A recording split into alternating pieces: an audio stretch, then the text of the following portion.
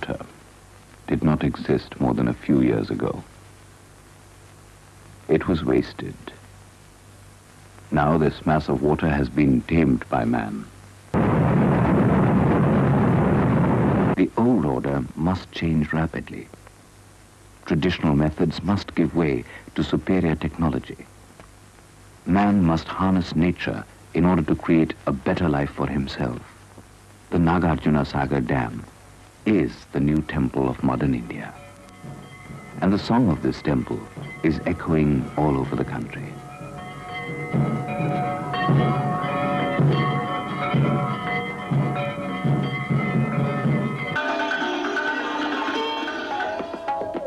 सरदार सरोवर परियोजना भारत के राष्ट्रीय आर्थिक विकास के लिए एक महत्वपूर्ण बहुउद्देशीय परियोजना है। यह परियोजना 4 राज्य अर्थात गुजरात, मध्य प्रदेश, महाराष्ट्र और राजस्थान का मिला-जुला प्रयास है। बांध गुजरात में नर्मदा नदी पर बनाया जा रहा है।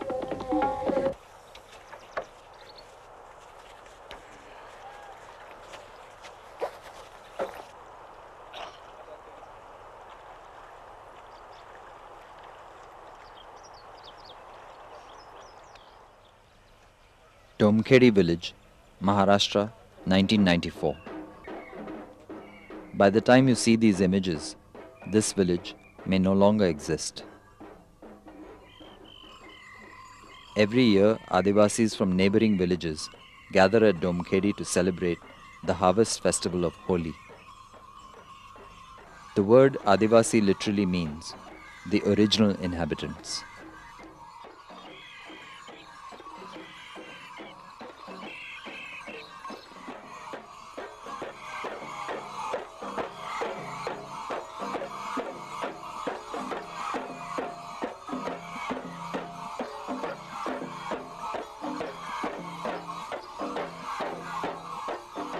This may be the last Holi held here. When the Sardar Sarovar Dam reaches a height of 80.3 meters, Domkhedi will drown.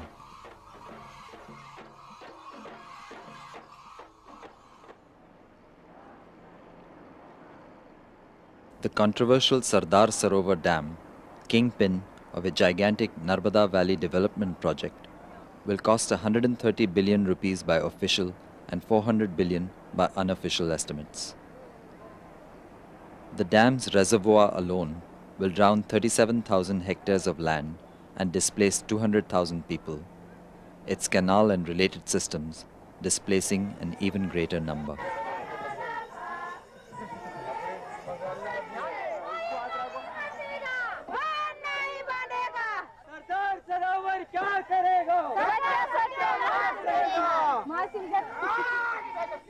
Since 1985, opposition to the dam has grown in the form of the Narmada Bachao Andolan, the Save Narmada movement. From December 1990, we began to keep a video record of the movement.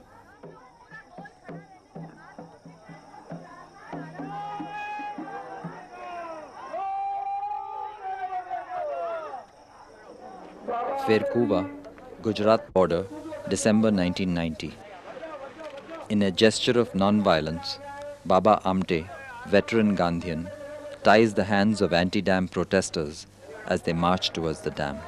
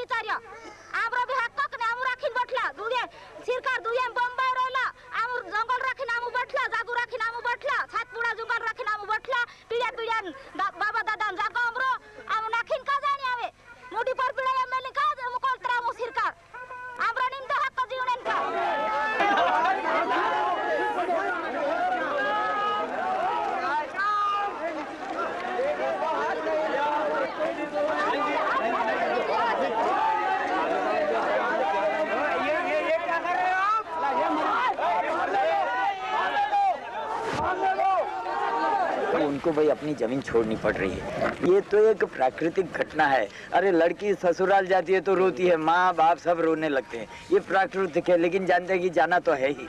तो ये एक प्राकृतिक घटना है। वो जब जाके बस जाएंगे तो उधर बस जाएंगे, फिर उधर से छोड़ना पड़ेगा, तब उधर भी रोने लगेंगे। ये बैठ जाने के बाद ये होता रहता है। Only thing is that they have to leave their place where they born. But in country, if you want to develop, one has to do. Either you are in Bombay, you may not belong to Bombay. I'm in Baroda, I'm not belonging to Baroda. I born in rural part of the country, in Baroda district. And I came to here. So naturally, if you want to develop, one has to leave the place. Here, by compulsion they have to go. While for us, for development we are going. And this compulsion is for their development. And this compulsion is for their sacrifice toward the nation. By love of the land is there, but one cannot be emotional. This big dam is going to take place. So naturally, if I build a house, I have to remove tree. And if you consider in this way, I will give you, you will not going to build up the roads. You are not going to build up the railways. One has to take the land for that. Progress cannot be possible. बांधे बांधे बांधे रे बांधन वालों बंदारो बांधे बांधे बांधे रे बांधन वालों बंदारो बांधे बांधे बांधे रे बांधन वालों बंदारो जंगल खेती डूबाड़े बांधन वालों बंदारो जंगल खेती डूबाड़े बांधन वालों बंदारो जंगल खेती डूबाड़े बांधन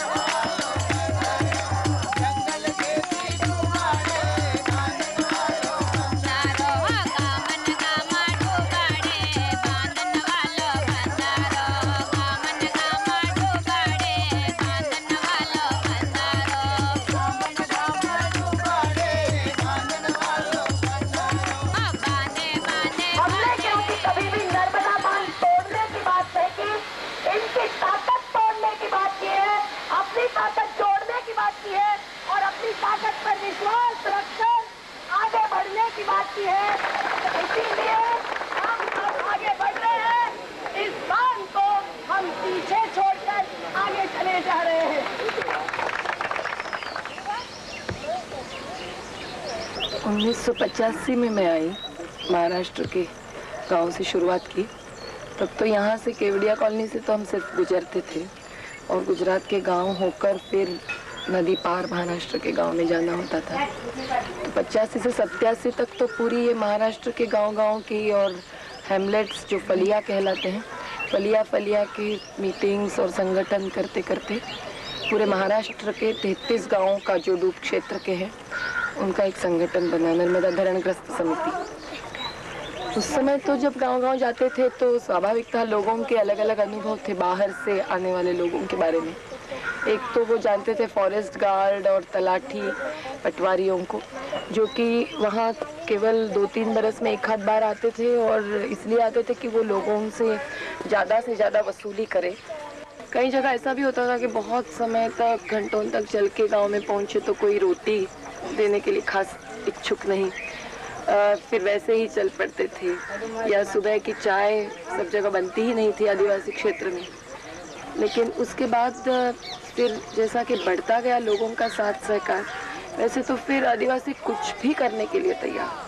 कभी बहुत बड़ी बाढ़ नर्मदा में आते हुए भी अपनी डूंगी एक लकड़े की नाव डालकर हमको नदी पार करवा देना, या रात भर हमारे साथ चलना, कहीं भी ले जाना, कुछ भी घर में बताना, कहीं भी सुलाना, ये बात सब।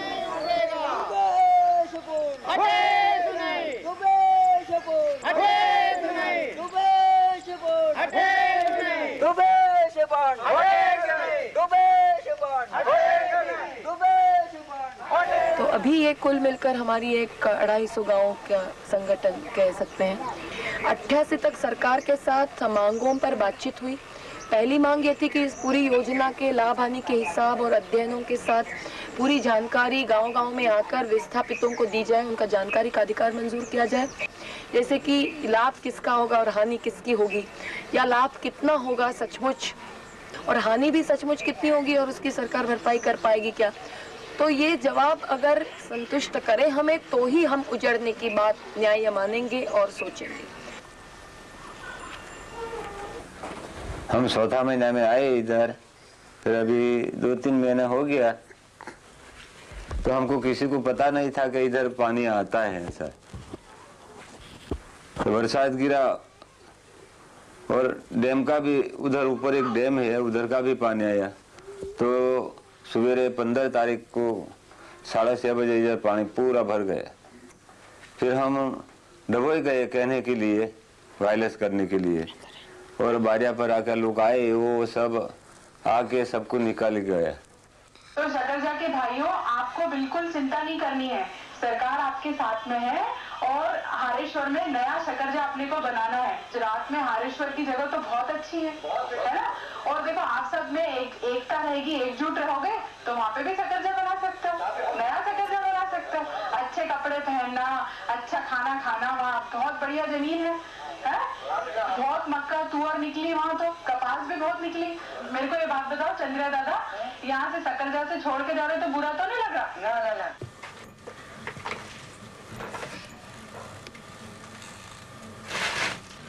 उनको तो डूब का डर दिखाकर अब डूब आएगी इसके लिए आपको उठना ही पड़ेगा ये कहकर पुनर्वास की जो चीजें उनको